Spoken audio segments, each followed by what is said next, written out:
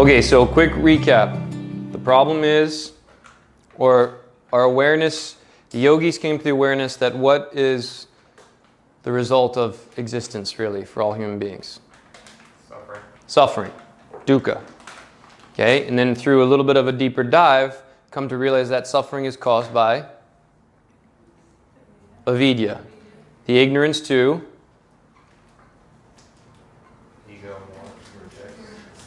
the ignorance to understanding that you are Purusha, right? That you're Purusha.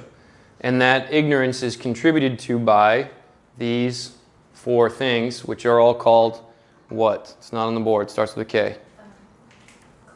Kleshas. Yes, exactly.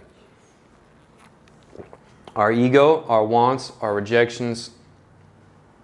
This actually ends in the wrong spot. This is Devesa. This is Ragas. This is Abhinavesa. This is Asmita and Abhinavesa. So our ego, our wants, our rejections of things, and our fears, the biggest fear being the fear of? Because death would be the result of the end of our ego, and when we think that our ego is ourself, then we're afraid to have the ego die because we think that we would die. Okay.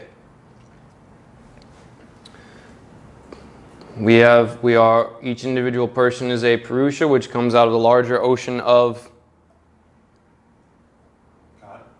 God, Ishvara. Brahman is another word that's used, right? From Brahman, remember I took the water bottle and poured the drop out, and then we pour it back in.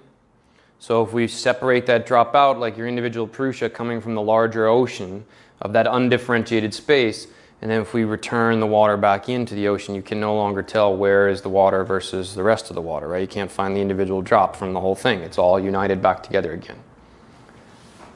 Prakriti is all the things of form. The play between Prakriti and Purusha is Leela, this divine play, right?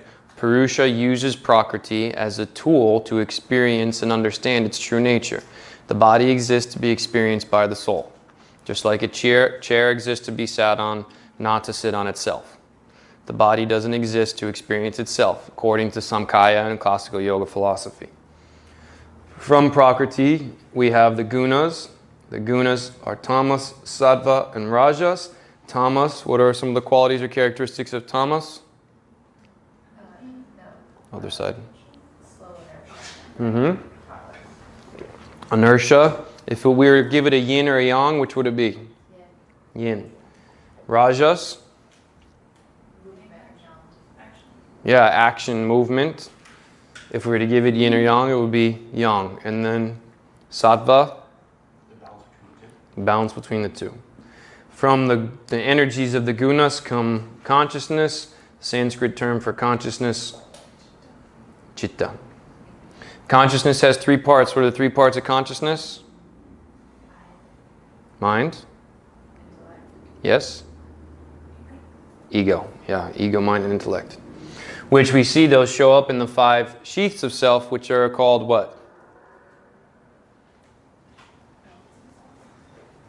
Not kleshas, but kosas. Yes, kosas. It's on page 12 in your manual. The kosas.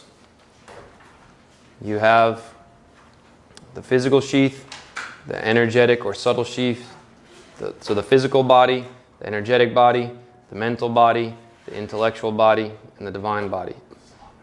And by using the 8 limbs of yoga, we can kind of work with and pierce through, purify, cleanse, and integrate all these layers of self.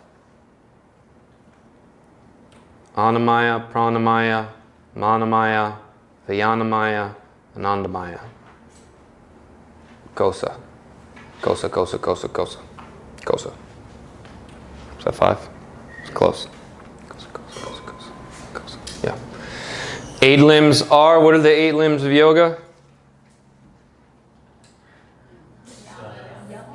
Yamas, niyamas, asana, pranayama, pratyahara. Yes?